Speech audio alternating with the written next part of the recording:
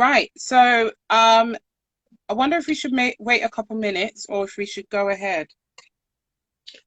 The teacher in me says you should be on time for class.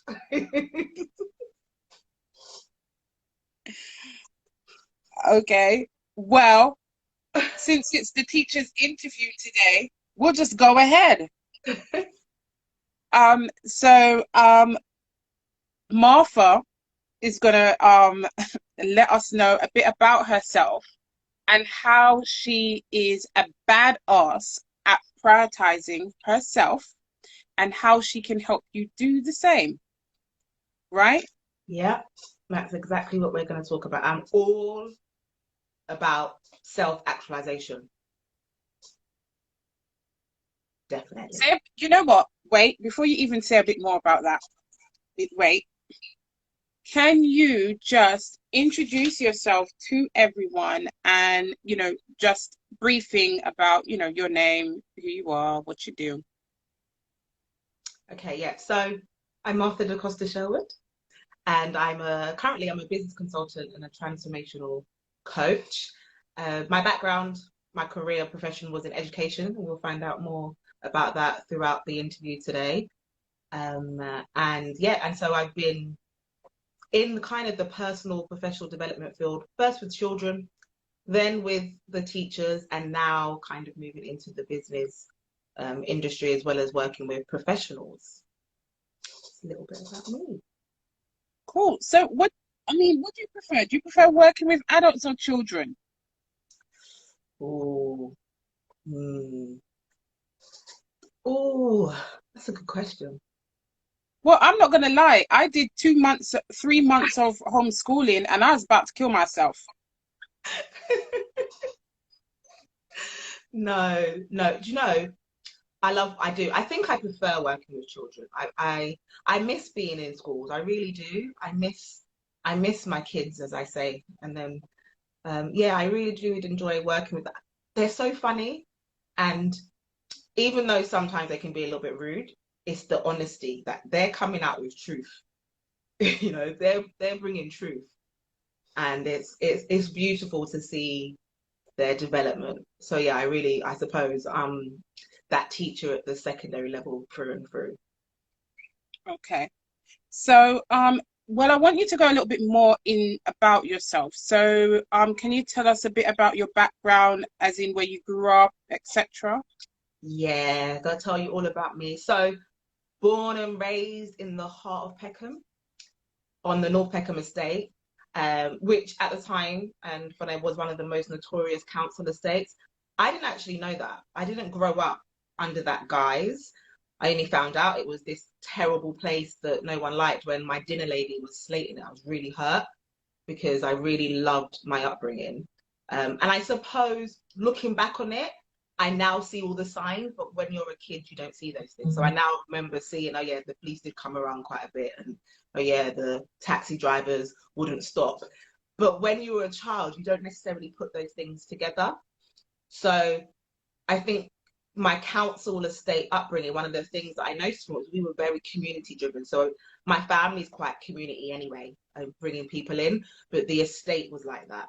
And so for me, that's what it was. The home was we were at each other's houses, everyone done birthdays together, we done all of those things together. So it's very community driven upbringing. And I think that's why now I'm still like that. I'm very much a connector.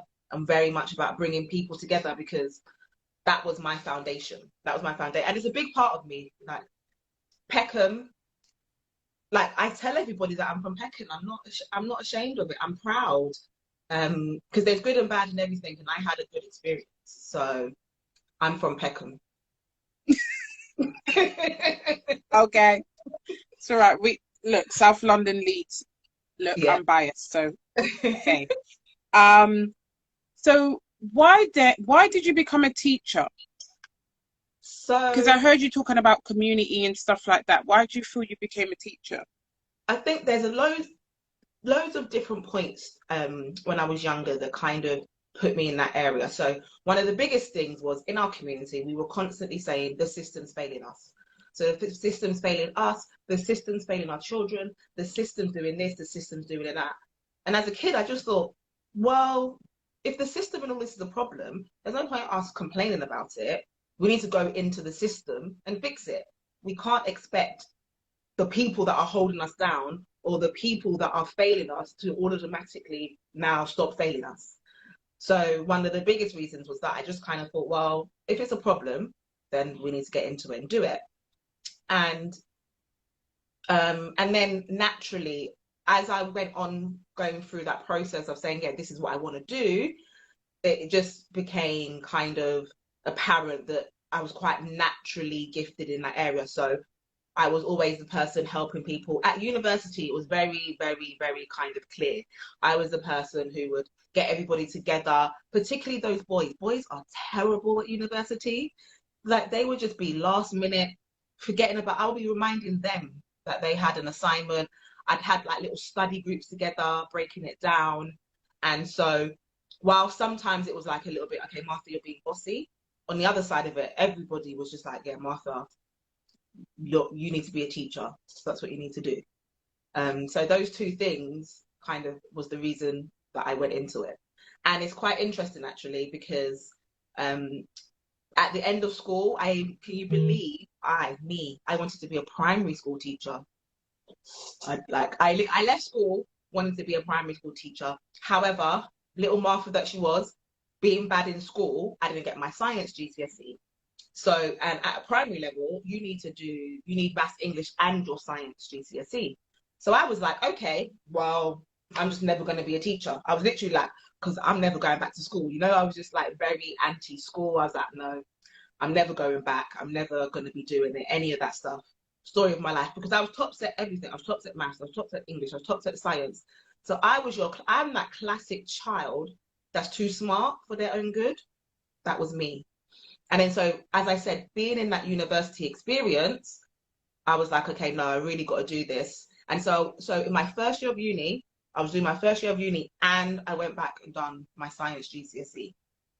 Fortunately, one of my university lecturers, my accounting lecturer, and I still speak to him, he was like, no, Martha, you need to be a secondary teacher. You need to be a secondary teacher. Like, that will be a better area for you. So after all of that, after I've done my first year, had to do my degree and GCSE science again, I ended up being a secondary teacher, and I didn't even need to redo science. But it's something that I share with everybody. It's something that I particularly share with the children when I was teaching them, because it lets them know that, look, you don't want to waste all that time in school and then have to do it again for the thing that you want to do. So I let them know, I use myself as the example to say, this is what happens. Doesn't matter how smart you are. If you don't do what you're supposed to do, this is the outcome. And it's all the extra work you have to do. Good. Well, so do you want to come and teach my son science? Because like I don't want to do it. No, sorry, I think I said secondary. I'm just asking. Since you went back and you don't want it to go to waste, I mean, I could do with your services over here, please. So you move from being a teacher into leadership. I mean, personally myself, I feel like maybe you're already a leader in my mind, because to be a teacher, that's a leadership role. Yeah. Because you've got children that are even when you don't think they're looking, they are looking and they're observing. And they're learning from you, not necessarily what you say, but how you are. Yeah. So how do you feel you transitioned into leadership, or do you feel like you were very much a leader already? I mean, I think, yeah, definitely. Definitely from the beginning of life, I've been a leader. Kind of just, getting the job done, taking control of things, trying to organize people and put people in a particular place. And even in the classroom, I always said, like, I'm in charge of my classroom, okay? So in that space, that's who you are. And when I went on to training teachers and doing other things, and people kind of think, oh, I'm not a leader because I don't have a title, I let them know a title doesn't make you a leader. It is literally how you do things. So you're very correct. Yes, being a teacher anyway is a position of leadership. When But going through the formal channels of leadership, I pretty much, I tell everybody this, I went through the back door. I, the I learned about institutionalized racism on the job. That's when I learned what it was. When I realized and I look back and I reflect on everything that I went through. And I don't know how, maybe it's just my resolve. I'm a fighter. I'm not going to let anyone get in my way. Tell me I can't do something, and then I'm going to do it.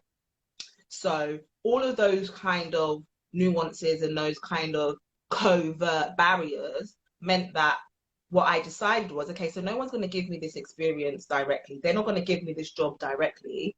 So therefore, I'm going to have to do what I need to do to get it. And I went through the back door. I gained every job, every kind of next level up I wanted to do. I made sure I knew what the job description was. I knew what the skills, qualifications, experience were that I needed, and I got them on the job. I wasn't paid for them, but I got them. So when I went for those roles, I had all the experience, and they couldn't tell me no. And if they did tell me no, then I knew that this place was trying to hold me down. And so I think it's important that when we think about leadership, you first have to you have to be a leader of yourself and your own life before you can try and lead anybody else. And you don't need a title. You do not need a title. The key part of that is your ability to galvanize people together and do the work or move in a direction that you wanted them to do. And that's what I did in my career to get to the top. I always made sure, and I think I always made sure I knew what was required of the job. I wanted to be really good at it. Like, that's important. Being competent was really important. And I think that in itself is a sign of leadership. When we talk about leaders who we don't respect or where we're upset, when we're like that, it's often because we don't think they're competent and they're not necessarily performing or doing what they're supposed to do. And then before, we don't understand why they're in a position of leadership or why they've got any form of authority. And so that is how I dealt with leadership. I mean, you don't want to be that leader that is, you're at the top and you're oblivious to everything, you know nothing. But you made an important point about when you're in the position that you are now, looking at the next step, like looking at the next position that you want, gaining all of the experience so that you can move into that position, because I feel like that is a really, really important point of information that you can give everyone today, because sometimes people feel that a certain level that they want to get to is unreachable. No one's going to give me the job because of racism, because I'm black female, because of this, etc., blah blah blah.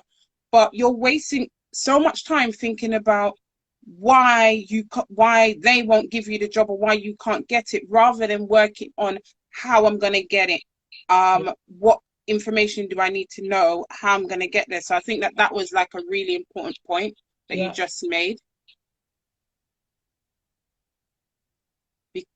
because I do believe that sometimes people think that things are unreachable, but they need to just focus on what can I do, what do I need to do, let me do the groundwork, and move in. Big. Yeah, and what you said about someone might not feel like they want to give you that job, or for whatever reason. I'm not even going to get into it, but for whatever reason, right? You can't allow that to bound you, to keep you stuck. You've got to say, okay, you don't want to give it to me, but then let me go next door. My life doesn't depend on whether you give me a job or not. I'm going to get my job whether you give it to me or not. So I feel like, that's like an important point. So this leads me, because you just spoke about institutional racism. And I'm not sure if this comes into it, but I want to know what your worst experience has been as a teacher, what you feel it was. I mean, or and a leader. It wasn't, the racism, the institutional racism, all that stuff wasn't actually the worst of it, to be fair. And I think it wasn't the worst of it, just maybe because I refuse to let any external person or parties or things kind of control me and dictate my happiness. And I'm passionate. So it's the things that are going to be the worst are the things that impact on my passion. And unfortunately, in the you know, we're dealing with young people, and the truth of the matter is that kicking kids out and then the impacts and things that happened afterwards was the worst part of it. The worst part of my whole entire job are the number of children who we ended up burying. And whilst that may have not been on the job, lots of those kids, we ended up burying them because we kicked them out of school. And that was part of the system.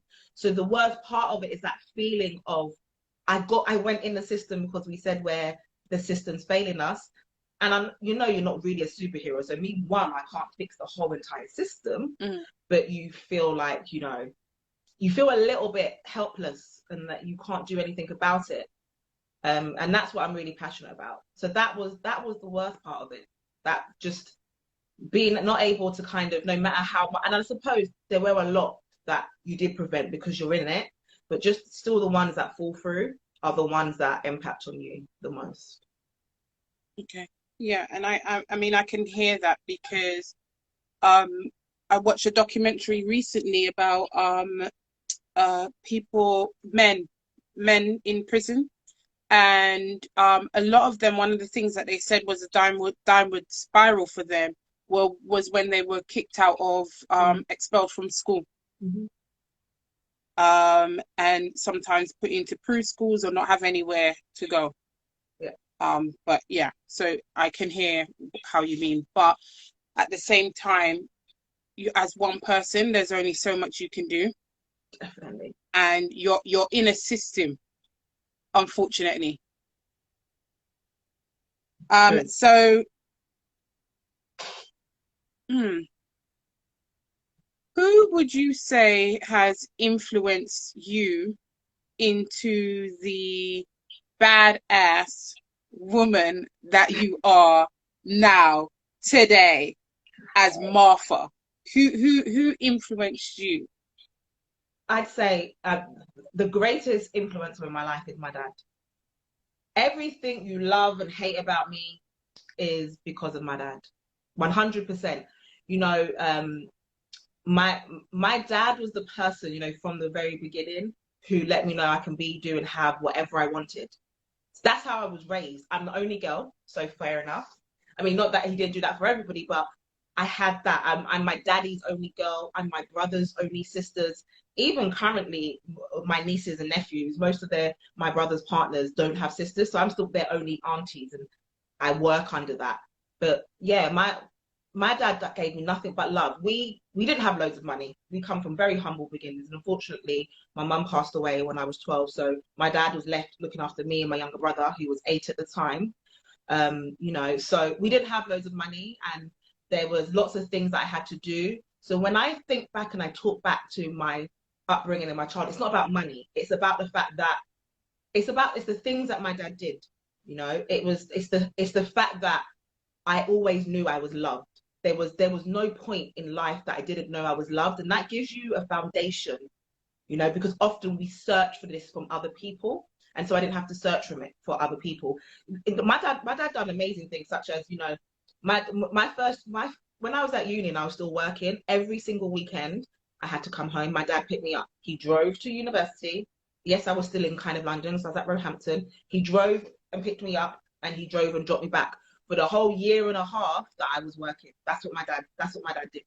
My dad was, when we were going out partying with all my friends, my dad was the person who we would be like SW1, we would be outside on a double yellow. There would be my dad. When you open the doors and came out, there was my dad being his Volvo, and he would pick us all up and drop us all home.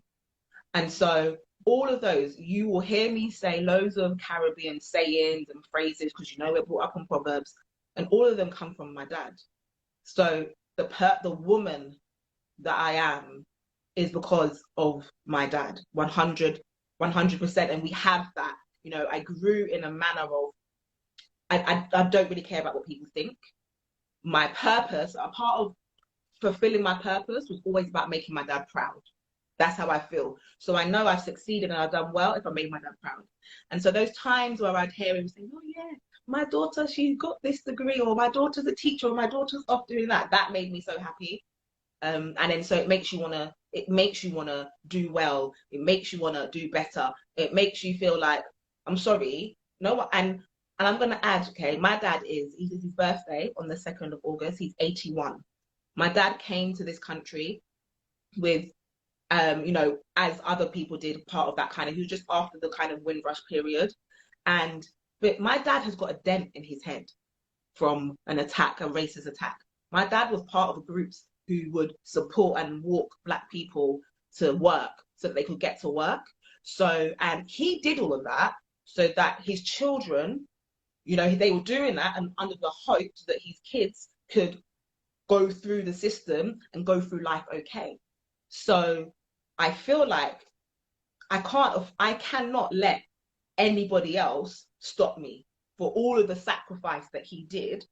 I can't let nobody else is going to get in my way. You can't get in my way. My dad done work to make sure this was possible for us. So therefore, anything you want to be thrown at me or anything you want to be doing, I'm not going to be accepting it. And that's where I've got my resolve from, because I know the work that he did. I know that he loved me. And I know that whatever I do, he's going to be proud. So yeah, Daddy Sherwood. I feel like, people sometimes don't recognize the importance of a strong role model, a strong influencer in, someone's life. Unfortunately, yes, we're not all able to have like it through a parent, but it really is important to, at some stage in your life, especially when you're looking at your career, look at people that you can actually see as an image that you want to represent. You're not going to be like them exactly, but it's an image that you want to represent, because those type of people allow you to ground yourself when things feel like they're kind of like impossible, and also help you to start feeling good about yourself, like what you said your dad instilled in you. And those are the things that no one can take from you. So even when people are closing doors, you know that there will be a door that will open for you. Yeah, definitely. So I think, or can I just add, if they're not opening, don't worry, I'm going to kick it down. I'm going to go around the back door, or I'm going to find, I don't know, you'll find the entry somehow, but no is not an answer. Exactly. Yes, go on, Papa Sherwood. Yes. Big up yourself. God, now I'm just like I'm rooting for your dad now. I can't get my head out of it. So I kind of know what happened after you left teaching schools in the UK, but could you give us kind of like a rough idea of like, why you left, and then what you did after that, how you got into where you are now? Yeah. So like I said, got into the profession because I wanted us to do better. And as I said earlier, I had an experience where I got very disillusioned with education system. I'm like, I wasn't one of those people who left a degree and fell into something. I love teaching. If you said to me, we always ask that question, well, if you were to go back in time and you were to pick a new job, what would you do? I'd be a teacher. It wasn't a mistake. I'm not sad. I like it. That's what I'm doing. But I went into the system to try and prevent the number of children that get excluded and try and encourage and let people know they could get higher. And I had an incident. There was a number of life things that happened to me and in my job that meant that I had to get out. I got disillusioned with the system. So one of my kids who were in my care, he was my child. He was in my form class. I was part of the whole entire process. I had been working to try and keep him in a system. Like, how we try to work in particular. I've been working and working and working and working so hard to not get him flagged up, to put him on the right path. And it just didn't happen. In the end, we excluded him. Less than a week later, he got stabbed and killed. And I was just like, no, this is too much now. I can't be the person that's just here being like, oh, I'm an amazing teacher. Yes, I'm getting amazing results. Yes, you know, they're doing all these great things, but the children that I went into teaching for are still going through the system. They're still getting excluded and they're still going through that whole process. And so I was just disillusioned. I was just like, you know, it's like you take the glasses off and I'm like, no, I can't do this. However, other than teaching or the thought of working in a city job was just like, my life is over. I literally felt like my life was over. And around the same time, also, I broke up with my long-term partner. And so I was here now, I'm like over 30. So basically, my worst nightmare was happening. I'm like 32, 31, 32, single, childless, like all of this stuff's happening. So in my head, my worst nightmare has just happened because you know what it is. They say, oh, by 30, you know, you should have your child, your egg quality decreases and all that stuff. And I realized that at the back of my head, so it wasn't like alarm bells. I hadn't been living like that, but at the back of my head, I realized I had taken that information in.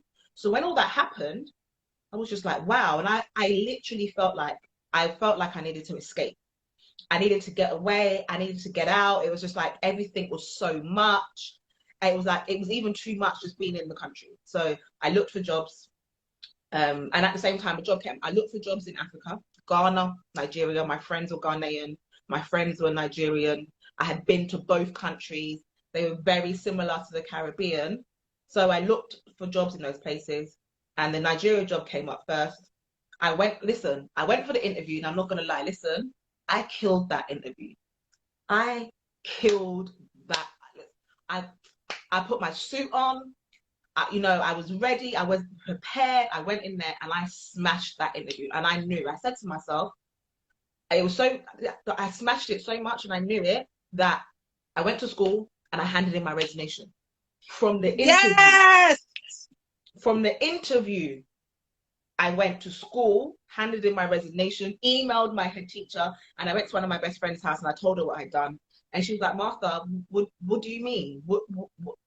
Like, can we email the head teacher and tell him that you weren't really feeling well and ask him to pull it back, like, you know? No, and then hell no.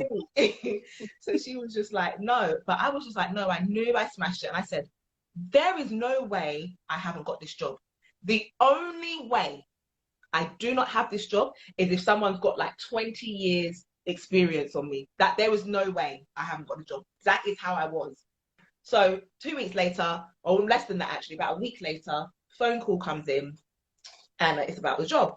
And they say to me, you know, we loved you. It was really good. However, unfortunately, we have a guy who's got literally, I swear to you, he's got like 20 years of international headship experience. So we want to give him the headship job.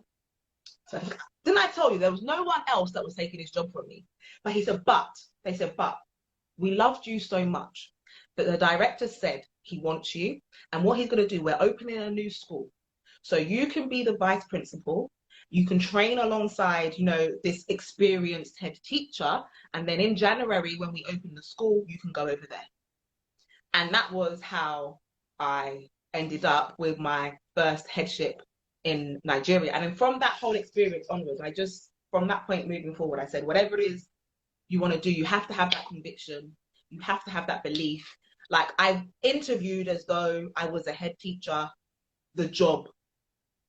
Not that I wanted a job. I interviewed as though the job was my job. And that's the advice I'd give to people. I mean, I am wondering if everyone is staying alert, right? Because what you started with is still what you're saying now, right? That you went after what you wanted with conviction, but not only that, you were at this point and you grafted for the next point. So you had a vision and you made it happen. Is everybody actually listening to this? Because I really want to know what your takeaway is going to be, right? Because if you want to be at Z, you need to start preparing. Yeah. Right? You need to start preparing. You need to start going through the back door, moving in circles that allow you to get in. So I'm wondering if everybody is hearing this, right? Not because you're at A, the only thing you can see is A. Do the steps. Whatever you need to do, go back and retrain. Go back and do your science GCSE if that's what you got to do. Yeah. Whatever you've got to do, you do it, right? You get the experience. You don't need to wait until you get the job. Anyhow, I'm just reiterating what you said because I just want to make sure everybody heard you. But we're going to read some comments as well. There is good job, Martha, powerful message. Nice to see you're doing well. Wish you the best and hope you stay safe during this crazy time. And there is quite a few like thumbs up, clapping, and some love oh God, love struck eyes. Who's love struck? There's quite a few love struck. They are love struck. Anyways. Right. Welcome everyone who's on the chat. I know that some people have been filtering in as we've been talking, and Martha, you're missing it out, man. Like you can't turn up late. Hello. So I guess now that you're in a new country, right? I mean, I did it, but that was not by choice, and I was young. So you kind of just, filter your way, find your way eventually. But you're a grown ass woman, right? Mm-hmm. You are 32 years old, okay? Single, and I don't know if you was ready to mingle, but hey, you were out in bloody Nigeria, yeah? Where all you can see is beautiful black men left, right, and center. All you can see is professional black people left, right, and center doing their business, mm-hmm, on their game. What was your takeaway? What was your best experience being in Nigeria? Let me tell you something. The United Kingdom should never have let me leave. That's all I can say. They should have never have let me leave because what? Now, all of that you're saying is true. The difference is, though, I was in Nigeria seeing our black men from all sorts of shapes and creed excelling. So this nonsense that, black men are whatless or I didn't see any of that. All I was seeing is power and strength and success. I was moving in circles. Like one of my best friends is like the managing director of half of Africa. Like they were the circles that I was moving in, left, right, and center. I'm seeing people who own music stations, who own stores, who own different types of businesses, just success after success and graft. And I remember, here in the UK, we have this whole Caribbean African divide. No, listen, those people in Nigeria, the reason why they were coming over to the UK acting like their stuff don't smell is because they had belief in themselves. They knew where they were coming from. They knew they had power. They knew they were valuable. They knew they were worth. So they weren't going to come here and accept anything less. And that's what I learned. When I used to come home, oh gosh, I was a problem. When I used to come home from Nigeria, I would just be like, I'm not going to spend my money anywhere that ain't giving me good service because my money is the same as everybody else. So I'm not begging you to come into a place. So if I go into a place and the service is substandard, I'm taking myself and my money elsewhere. I became even more no nonsense not having it because I saw what my people were doing and I saw what we were able to do and what we were coming from. And I was just like, no, So it was like they opened my eyes to something. And now I'm in a position where I will not settle for anything less.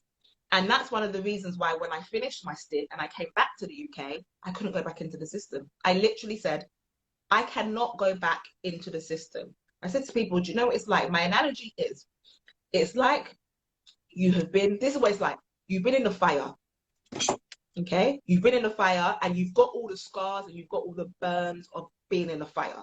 That's what you've got. So now you've been rescued and you've been taken out the fire. You've got the leftover. But now you're heat sensitive.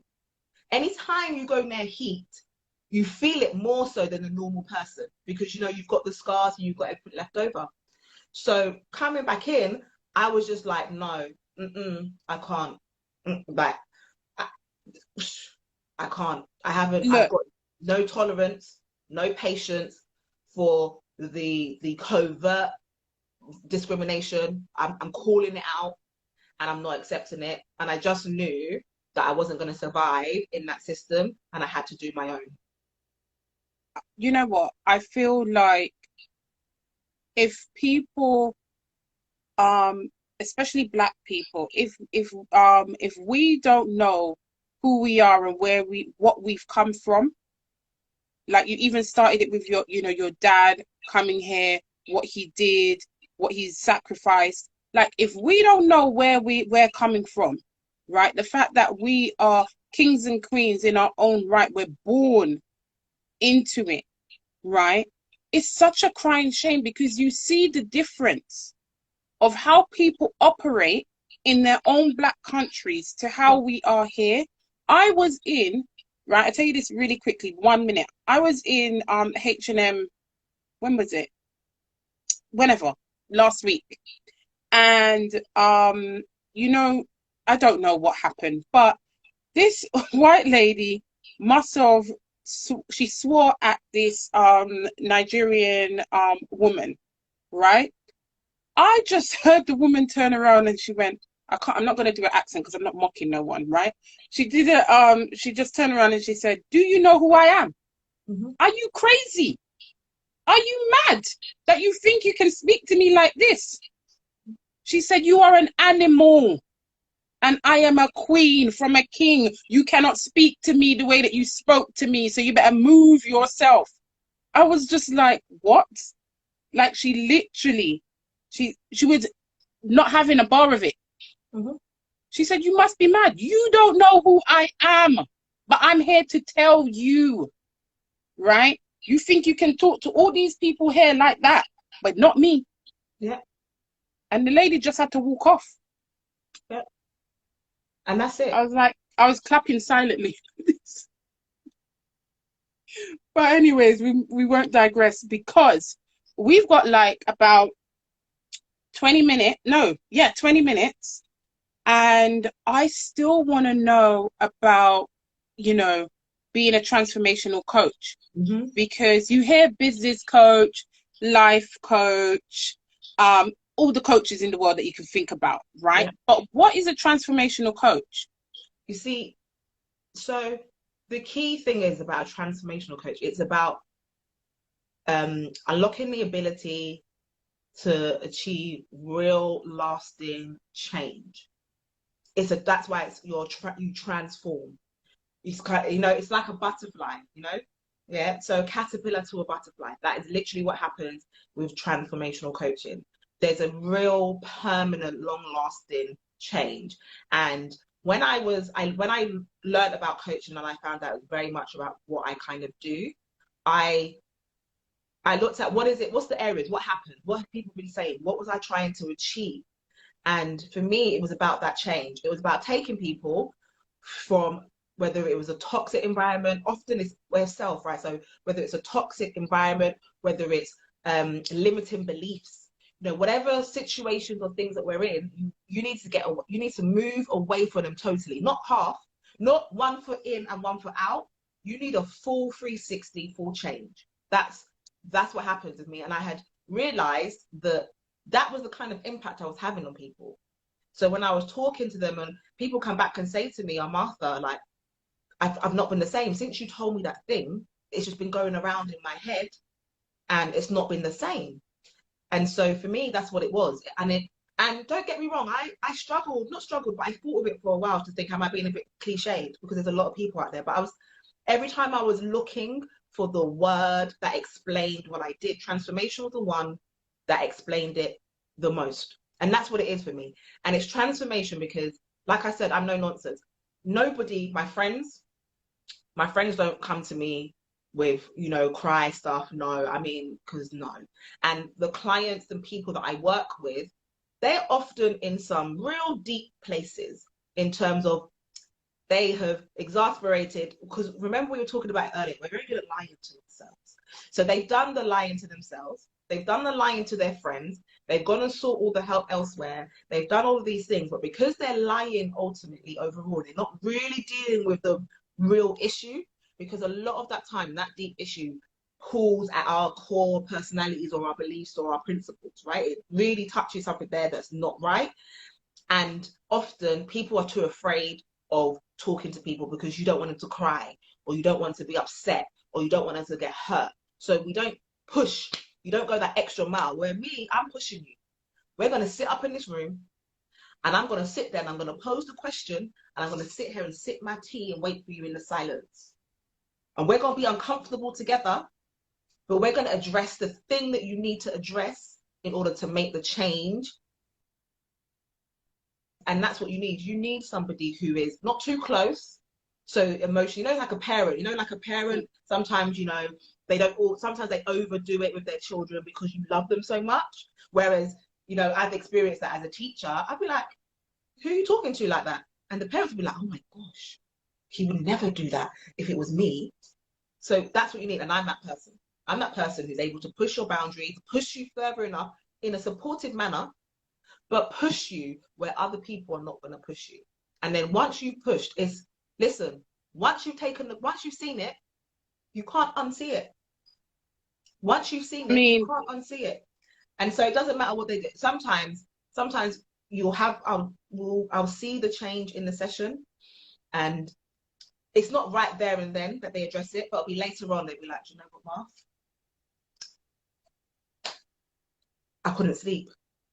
They'll be telling me like I couldn't sleep. It was just going through my mind. I had to go and do it. Or yeah, I had to address this thing, or I had to do that thing. That's what it's about.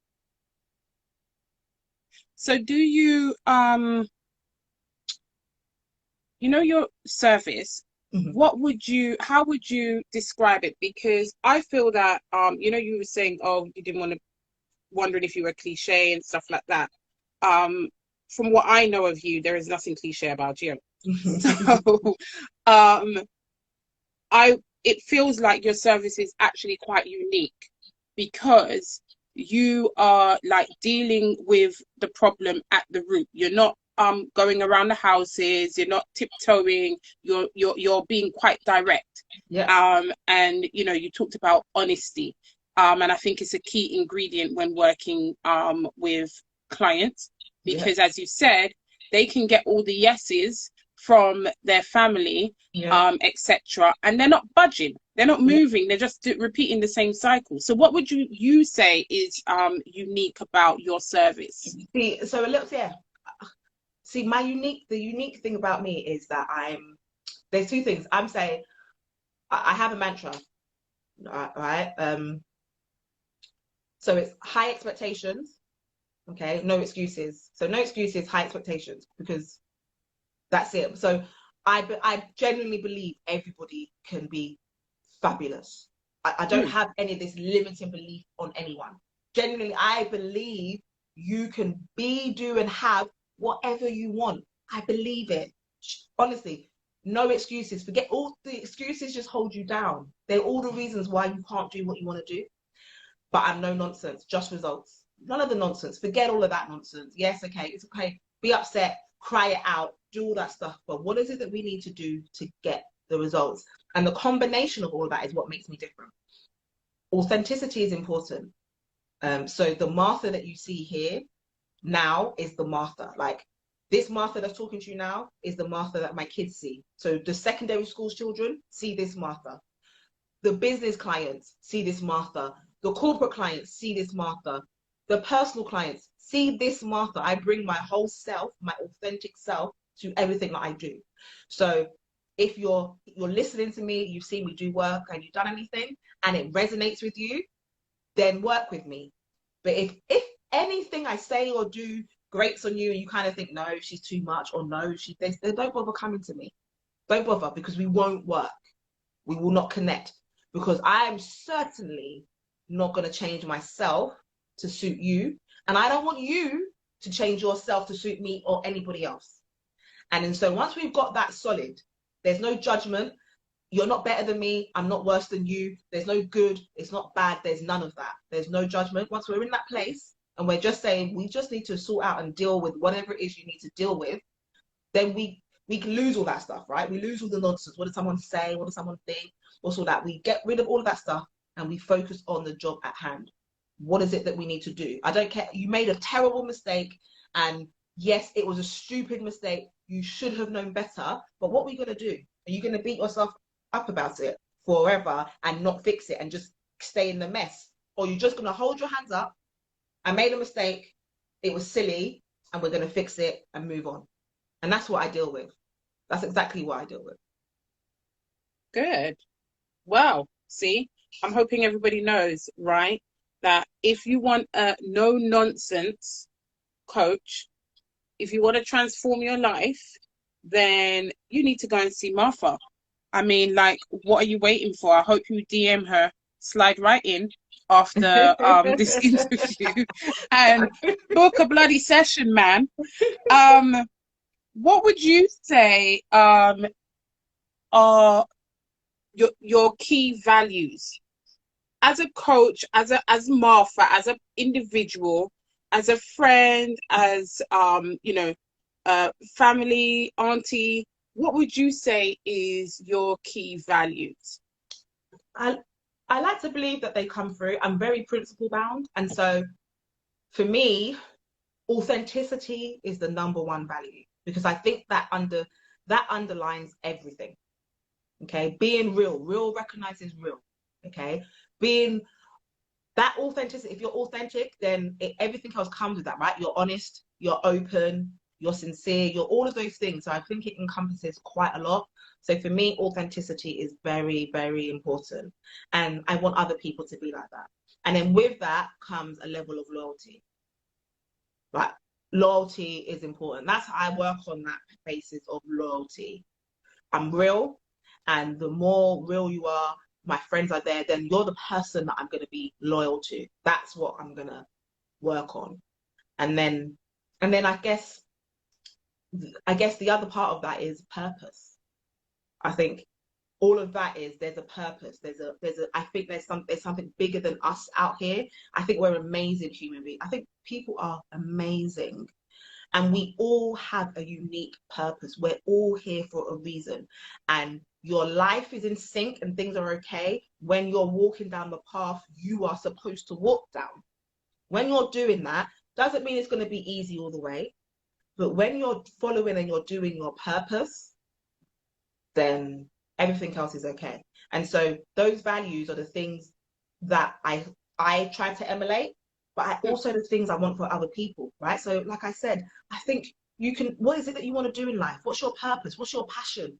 Do it and be real. Don't worry about what anybody else thinks. Forget it, what they think. Who cares what they think? What do you think? What do you like? What makes you happy? Doing all of that, excellent. So, as a coach, right? I mean, I can imagine, you're kind of like me, and you've spoken about it today about, always, I'm here now. Where am I going next? What are the skills? What do I need to do? So, what would you say are your key development areas for yourself? I mean, for me, I think I believe in lifelong learning. So everything's a development. So whatever the next chapter or thing it is I'm doing is the development. I'm doing my second master's because when I was in Nigeria, I wanted to get into international development. And like I said, I wanted to be competent. I really wanted to know it. So I went back to school to do it. When I was doing my coaching, I went through the qualification because I really wanted to do it. And so each area or any field that I go into, I believe in doing the work to be knowledgeable and be a specialist and an expert in that. And so, so whatever that. So, for example, for me now, the next thing I'm trying to do is be involved in more speaking engagements. And so, with that, all this doing them, you have to actually speak to get better. But I always ask for people to give me feedback. So I say to my friends, can you please give me feedback? And I'm not just talking about you know, yes, content, but more so also, you know, about delivery. Am I too fast? Am I too slow? Or are things falling through? Am I pitching it right to the correct audience? All of those things, I constantly seek feedback, because we always need to develop, right? And I don't like using weaknesses, so I don't use weaknesses like that. So I say, what's the area of development? Because like I said, at school, I was tops at everything, thinking I was too smart. And because I thought, oh, I know it all and I didn't want to develop, there was an outcome. So now I know that there is always room for improvement. There is always room for improvement. And I don't want to just be good. I don't even just want to be great. I want to be outstanding. And so in order to do that, continuously develop yourself. And I believe in linking things as much as possible. So like transference of your current skills and your knowledge and your expertise, where can what you do already, how some of that development might just be your ability to use that in a different space. And so, yeah, everything, any of my current projects, new projects, next things, all of those are development points, and they will all be things that I will work on. And so what would you say are your next steps then for you? I mean, in your okay, role as a coach? Pardon? No, not even in your role as a coach. As a businesswoman, as an entrepreneur, what do you feel is your next steps? I am being, not even trying, I'm part there of I'm being a serial entrepreneur. That's the current focus. That's what I'm currently doing. I have a few different businesses that I'm working in, and I'm building those. And the idea is to become a serial entrepreneur so that I have control and building my wealth and development, because that's what it is. So I can control and have the power and the influence over my own life without having to worry about other people. And then you can do what you want. Then you have freedom to speak, and you don't have to be scared of speaking because your job might depend on it or your income might depend on it. So that's what I'm aiming for. Yeah. So you want to be a serial entrepreneur? Mm-hmm. I mean, I feel like you're already there. Yeah. You don't just want, but like serial entrepreneur that makes billions. Let's add that in there. I'm trying to be all right. a billionaire serial entrepreneur. Billionaire. Sorry. Excuse me. Sorry. Yeah. Let everybody hear at the back. Martha will be a billionaire soon. And so right now you might be able to afford her services, so you better get on it. Because when she's a billionaire, you know, her time per minute will be, you know, the rate will be unbelievable. But honest, and that's actually on a serious note. It's not even funny, because, you know, that's how it goes up. You know, your value increases, and if your value increases, then it becomes more expensive to have your time and sit down with you. So I guess I'm gonna stay in your circle. Well, I mean, I'm gonna be a billionaire myself, but you know, that's the plan. That's the plan. Everybody in the circle, let's all be billionaires together. Exactly. So we've got like 3 minutes left. I don't know if anyone has any question. I feel like you were so clear. But if anybody has any question, like, now is the time to type it, so that I can throw it out to Martha. But while you're here on these last 3 minutes, can you give some advice to all of our followers on Unlocked and on your own personal page, and people who have never met you before? Yeah, I mean, I think my number one thing, as I said, okay, this is all about, so that whole idea of being a badass, people say it, is because society somewhere along the line has told us that you can't have it all. I don't agree with that. I'm sorry. I'm not accepting that. I think you can have it all. And I think the way you have it all is by putting yourself first. So in everything that I have said to you, it's been about what's my passion. That's what's been driving me. What is Martha's passion? So I've done loads of work, you know, I've done lots of hours, but it was all for me. It was all for my growth, my development, my goal, my journey. And so what I say to everybody is know your purpose. Number one, know your purpose. Like, that's what you've got to do. You've got to know what that purpose is, because that purpose is what's your passion. And that's what's going to fuel you when times are hard and all the barriers. So you've got to know your purpose. What is it? And once you know that purpose, and I mean everything that you do in life, not just at work, because I believe in the whole process. Yeah, I yeah, yeah. love my job. We've got to do so many hours at work that's got to be part of your life. Once you know that, everything that you do should be going towards that purpose. So if there is anything currently in your life that's not working towards this purpose, you need to drop it. You need to get rid of it. Swerve. You need to get rid of it, because that's how you put you first. And And that includes family members, just in case you didn't understand. the levels. Let me tell you how deep it is. It is the point of when you're on an aeroplane, they say to you, put your air mask on first before you help anybody else. And the parent in you says, no, I need to look after my child. But the reality is that child can't help themselves. So if you put that mask on them and then you die and anything happens, that child is also going to die because they can't help themselves. But if you put it on you first so that you can survive, you can then put the mask on them and you can help everybody else. So I leave you on the note of identifying that if you are not full, you are no good to anybody else. If you are not full, if you're not healthy, if you're not happy, if you're not working towards your purpose, you are no good to anybody else. So self-care, self-love is not selfish, it's self-preservation. And the only way you can be of any use to anybody else and really have an impact is if you put yourself first, fill yourself up so that you spill over. So you're spilling over and you have loads to give. Exactly.